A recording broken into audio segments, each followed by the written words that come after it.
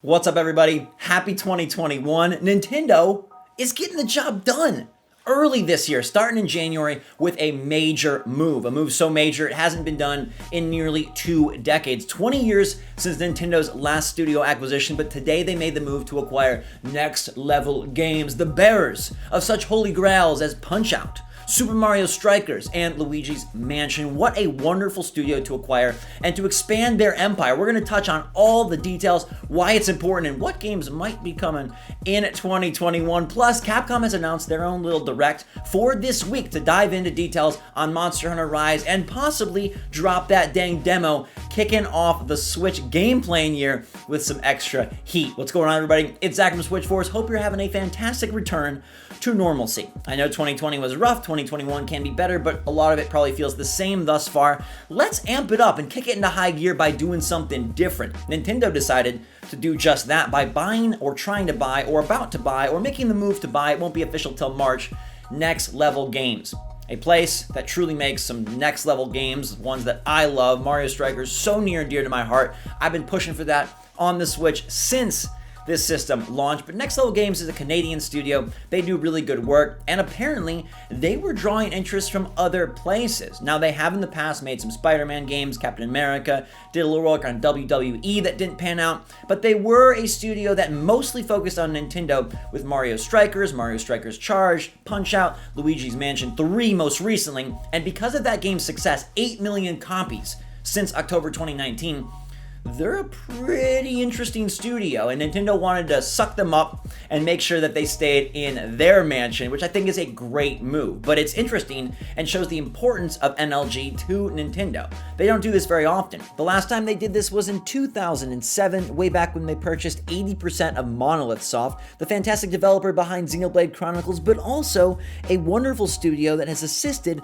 on a bunch of the Switch's tentpole titles, games you may not even know Monolith Soft had a hand in. We're talking Breath of the Wild, Splatoon 2, and Animal Crossing New Horizons. Now that is quite the pedigree and such a worthwhile addition. Looking back further, in 2002, with Retro Studios down in Texas. Why do I mention Texas? Well, it's because this is only the second North American studio that's considered first party. Nintendo usually keeps things over in Japan for their mainline franchises and their mainline development, but this is great. Expansion, creativity, and variety will thrive with the addition of Next Level Games. But what does that mean in terms of their next game for Switch? Well, Luigi's Mansion 3 came out a year and a half ago, so nothing is ready right now, I'm almost sure of it. Usually they take 3 years between games, so we might be looking at their first Nintendo as part of the main company project in 2022, but I gotta get a little spicy with you. I gotta drop a little tea, get a little excited. There were 2 years between Mario Strikers on GameCube and Strikers Charged on Wii. And then there were 2 more years between Strikers Charged on Wii and Punch-Out! On Wii. So can they amp things up? Can they ramp things up and deliver a title in 2021 to really hit a home run for Nintendo in its first year after acquisition? Well, I think a Mario sports title is due in 2021. I really do. Mario Tennis Aces did pretty darn well and was very popular online for quite a while. That came out back. Now, will we go back for a baseball game, or will we swing to the links with a golf game? Probably one of those two. It seems a little odd given the popularity of soccer/football across the globe. But Nintendo doesn't seem to prioritize soccer. Golf feels like the one we're going to get this year. But I am going to say, right here, right now, that there is a chance, and I would love it, that Strikers drops this year or maybe next year. But you got to imagine, with the Next Level Games acquisition, they're probably hard at work on something Nintendo is really excited by. Now, Luigi's Mansion 3 obviously over-delivered. That was one of Nintendo's best linear games of all time. It did the whole story thing with Mario characters better than just about anything. Not a ton of dialogue, but man, those ghosts, you really empathized with them. You really felt for them. And the boss battles were supreme. And using the mansion, so you got extreme variety and had all the different floors and all that creativity, all the juices flowing, not to mention a Mario Strikers Easter egg. I think that really sealed the deal. Plus, the sales figures were bananas. I don't think anybody expected going into that year, 2019, that Luigi's Mansion 3 would outsell Super Mario Maker 2 after the success of the original Mario Maker. But Next Level Games also has a hidden title I want to give you as a little fun Nintendo nugget. They were working on Super Mario Spikers. This was going to come out on the Wii. It initially started as Mario Volleyball to really just expand the Mario Sports offering. Remember, back in this era, they were proud of tennis, proud of baseball, proud of golf. They tried to do hoops, which wasn't very good. They tried to do sports mix, which wasn't very good. They thought volleyball. But then Next Level Games wanted to add their own pizzazz and incorporated wrestling and game show elements. So instead of Mario Volleyball, it became Super Mario Spikers, this wrestling, physical, aggressive volleyball with game show elements, much more like Mario Strikers Charge, and I'm so sad we never saw it. It wasn't even known about until a prototype leaked a couple years back, but hey, there's your Nintendo nugget of the day. Now, franchises and games aside, I think this is also a really cool and important move because it shows Nintendo is keeping up with the times. I'm sure all of you have seen the acquisitions that Sony and Microsoft have made as of late. Microsoft out there buying Bethesda and doing big stuff to really build out their development rodeo. They want to throw as many horses into the ring as they can, from cream of the crop jockeys or cream of the crop cowboys. I don't know. I'm not really a country guy, so the puns might be a little bit off, but I'm trying, and Nintendo is trying to stay up to date. And I think it's really interesting to see how the last couple of years during the Switch generation, how well Nintendo has actually done in comparison to their history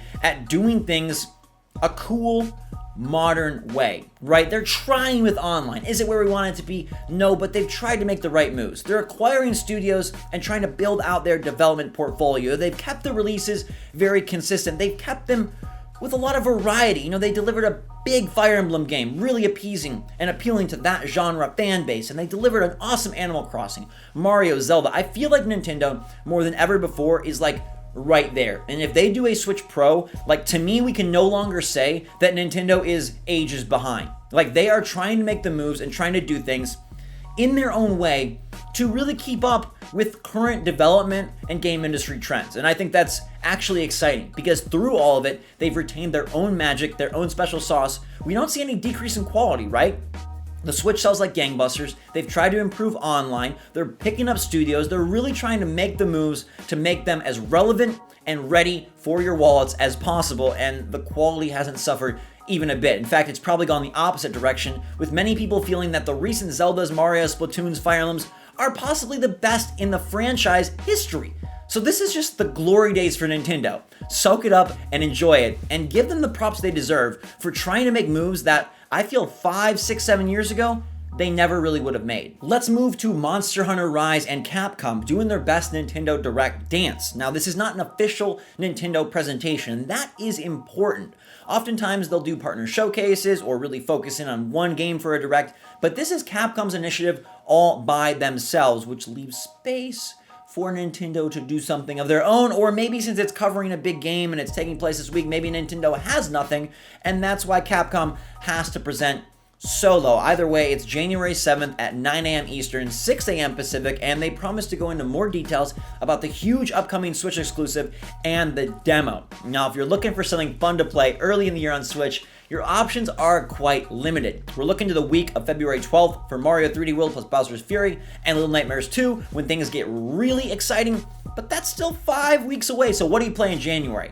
The Monster Hunter Rise demo. This thing was recently announced back at the Game Awards, and now we know that they are going to be bringing it soon. In fact, I think it's going to drop after the presentation. Why not borrow a page out of Nintendo's cookbook and deliver a little day and date drop? I think that'll get fans very amped up, and if they don't, it has to be soon after, right? You got a couple weeks left in January, the presentation on the 7th, maybe it's for the following week, but it makes the most sense to say, voila, available right now. And I'm really eager to see Monster Hunter Rise for a number of reasons. One, I loved World, and I'm curious to see what elements of that they've incorporated into the more traditional Nintendo Monster Hunter formula.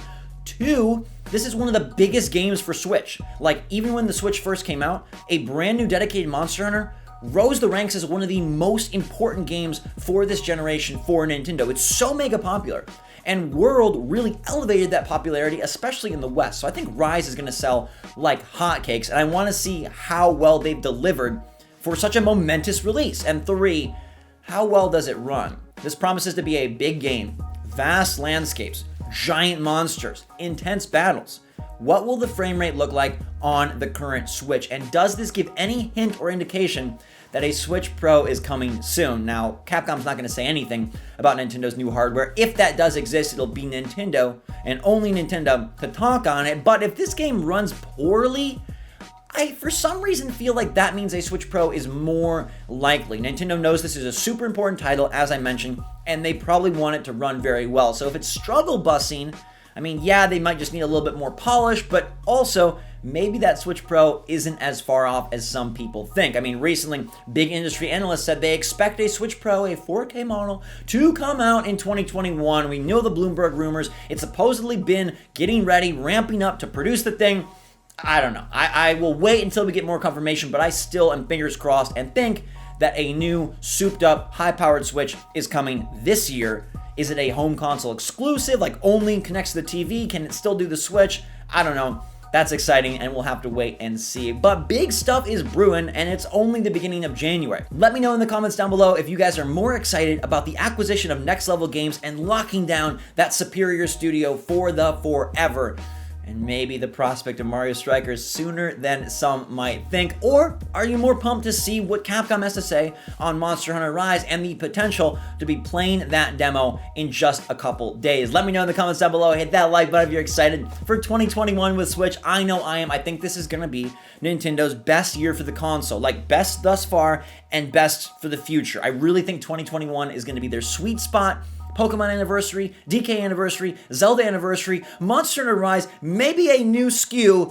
Ooh, baby. It's just going to get hotter and hotter. So let that snow melt. Enjoy the rest of your day. Stay safe, stay healthy, stay smart out there. I love you guys a lot. Until next time, SwitchForce out.